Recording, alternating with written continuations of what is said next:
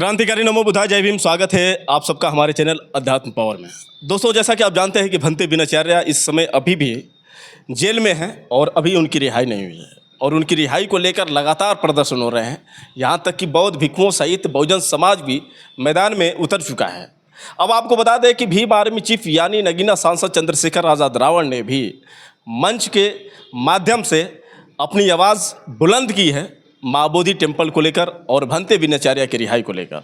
जब वहाँ पर मीडिया वालों ने सवाल खड़ा किया बीटीएमसी को लेकर और भंते बिनाचार्य की रिहाई को लेकर एवं महाबोधि टेम्पल को लेकर, तो उन्होंने मीडिया के सामने क्या जवाब दिया, चलिए आपको हम दिखाते हैं कि चंद्रशेखर आज़ाद रावण ने मीडिया के सामने कैसे अपनी बात को रखी।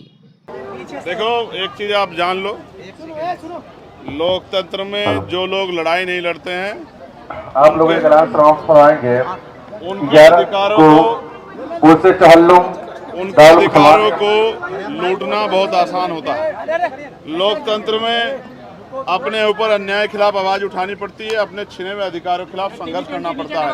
हम बाबा साहब अम्बेडकर को मानने वाले लोग हैं, हम संघर्ष करना जानते हैं। चाहे बीटीएमसी एक्ट हो, चाहे वक्फ का मसला हो, दोनों मसलों पे हमारे साथियों ने एक पहल की है कि यहाँ दोनों भाईचारे मिलके इस लड़ाई को, इस संघर्ष को लड़ने का काम करें।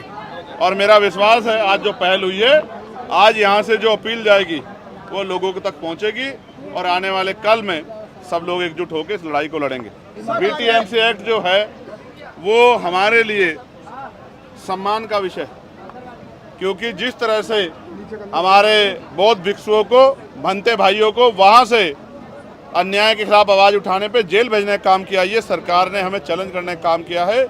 सरकार के इस चैलेंज को हम लोग स्वीकार करते हैं और अगले महीने में जून और जुलाई में हम लोग पूरी तैयारी करके बोध गया में ही पूरे देश भर के साथियों को बुला के एक बड़ा आंदोलन करेंगे। इसकी तैयारी भी हम लोग कर रहे हैं और हमारा अनिश्चितकालीन आंदोलन भीम आर्मी के साथियों के जरिए, उनके नेतृत्व में अब यहाँ बिहार में और बोध गया में शुरू होगा।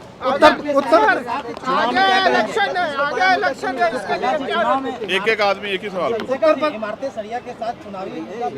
नहीं, देखिए वो चुनावी लोग नहीं हैं, वो जिम्मेदार लोग हैं। वो समाज का पढ़ा लिखा तबका है जो समझता है कि जो वक्फ का कानून बना है इससे कितना बड़ा खतरा है। तो ये जो जिन लोगों ने चुनाव के इस तरह की चीज़ें फैलाई है, वो लोग ना खुद लड़ना चाहते ना किसी को लड़ने देना चाहते। सर, उत्तर प्रदेश से एक सवाल तेजी से वायरल है देश भर में, भले ही उत्तर प्रदेश का है। जाटव समाज के लोगों ने सम्मान की लड़ाई लड़ते हुए बाबा साहब की जब यात्रा रोकी गई तो उन्होंने कलश यात्रा रोकी। देखिए, मैं इस तरह के रिएक्शनों को नहीं चाहता हूँ, लेकिन अगर आप किसी को बहुत दबाओगे तो उसका रिएक्शन आपको झेलना पड़ेगा। मैं कई बार मंचों से कहता हूँ कि वो समय चला गया, आज़ाद भारत है, कोई किसी का गुलाम नहीं है। अगर आप किसी को दबाने का काम करोगे तो अपने हक की लड़ाई लड़ने का काम करेगा। ये उन लोगों के लिए चेतावनी है जो गरीबों को, कमज़ोरों को कमज़ोर समझ के उन पर जुल्म करते हैं। कल जो लोग आज जुल्म सह रहे हैं, कल उन्होंने जुल्म का जवाब देना शुरू कर दिया तो सब खराब हो जाएगा। इसलिए लोगों को अपनी सोच में सुधार करके मानवता की तरफ चलना चाहिए। इसलिए मैं विशाल आपके माध्यम से कह रहा हूँ कि उत्तर प्रदेश में जैसे भी सामंती सोच के लोग हैं वो अपनी सोच को जल्दी बदलने तो अच्छा होगा। ठीक है, आप लोग बोलते रहते हैं, इससे क्या फर्क पड़ता है। देखिए, बिहार का चुनाव बहुत महत्वपूर्ण चुनाव है, इसके लिए बिहार की टीम फैसला लेगी और जो फैसला वो लेगी हम लोग उसका सम्मान करेंगे। ये बिहार के साथियों का फैसला है। हमारा गठबंधन तो जनता से है, हम जनता के हर मुद्दे पे लड़ाई लड़ते हैं, चाहे पिछड़े वर्ग का मामला हो, चाहे शेड्यूल कास्ट शेड्यूल ट्राइब का मामला हो, चाहे मुस्लिम भाइयों का हो, चाहे जैनों का हो, सिखों का, बुद्धिस्टों का, हम जनता के कार्यकर्ता हैं। तो दोस्तों, देखा आपने चंद्रशेखर आज़ाद ने किस तरह से ऐलान किया है कि अगर जो बिहार सरकार ने चैलेंज किया है तो चैलेंज हमें स्वीकार है और महाबोधि टेम्पल जो बौद्धों की विरासत है कहीं ना कहीं बौद्धों के हाथ में ही होगी। और उन्होंने भरोसा दिलाया कि आने वाले कुछ दिन के बाद भीम आर्मी मैदान में उतरने वाली है महाबोधि टेम्पल को लेकर।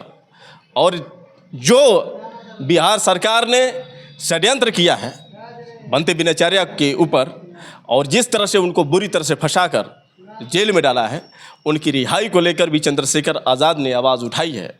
और जब चंद्रशेखर आज़ाद आवाज़ उठाते हैं तो कहीं ना कहीं आप जानते हैं कि ये आवाज़ सांसद में गूंजती है, क्योंकि नगीना सांसद चंद्रशेखर आज़ाद एकमात्र ऐसे सांसद हैं जो गरजते ही नहीं बल्कि विरोधियों पर बरसते हैं। और ऐसी ही उम्मीद है चंद्रशेखर आज़ाद से, क्योंकि बनते बिनाचार्य जो कई दिनों से लगातार जेल में बंद हैं और बुरी तरह से उनको फंसाया गया, आप अच्छी तरह से जानते हैं। बेकसूर थे, उन्होंने बौद्ध विरासत के लिए आवाज़ उठाई थी। जो बौद्ध में जो महाबोधि टेम्पल के अंदर शिवलिंग और कई ऐसे देवी देवताओं की मूर्तियाँ थी, और यही बात उनको बुरी लगी थी, क्योंकि उनका कहना था कि जिस तरह से मस्जिद में राम की पूजा नहीं होती है, राम मंदिर में अल्लाह का नमाज नहीं पढ़ा जाता है, ठीक उसी तरह से ये बौद्धों की विरासत है महाबोधि टेम्पल। इसे सम्राट अशोक ने भगवान बुद्ध की याद में बनाया था, और इस महाबोधि टेम्पल के अंदर बुद्ध की ही पूजा हो, बुद्ध की ही वंदना हो तो ही बेहतर है, क्योंकि उनकी बात भी सही है। हर एक लोगों को धार्मिक स्वतंत्रता होती है, धार्मिक अधिकार होता है, और ये धार्मिक अधिकार के साथ कहीं ना कहीं अन्याय है, और अन्याय के विरुद्ध आवाज़ उठाने वाले बनते बिनाचार्य के ऊपर झूठे मुकदमे, तरह तरह के उन पर केस बिहार सरकार, बिहार प्रशासन ने उन पर किया, और अंततः उनको बुरी तरह से फंसा कर जेल में डाल दिया। लेकिन फिर भी सत्य की जीत हो सकती है। कहा जाता है कि सत्य परेशान हो सकता है, पराजित नहीं, क्योंकि बनते बिनाचार्य की रिहाई को लेकर मांगे इतनी तेज गई है, और तमाम बौद्ध भिक्खु सहित बहुजन समाज के लोग आंदोलन कर रहे हैं, और उम्मीद है कि बनते बिनाचार्य की रिहाई जल्दी होगी। आपको क्या लगता है? आप लोग कमेंट करके ज़रूर बताएं, और हो सके तो इस वीडियो को ज़्यादा से ज़्यादा शेयर करें। फिर मिलेंगे अगले वीडियो के साथ, तब तक के लिए क्रांतिकारी नमो बुद्धाय। जय भीम।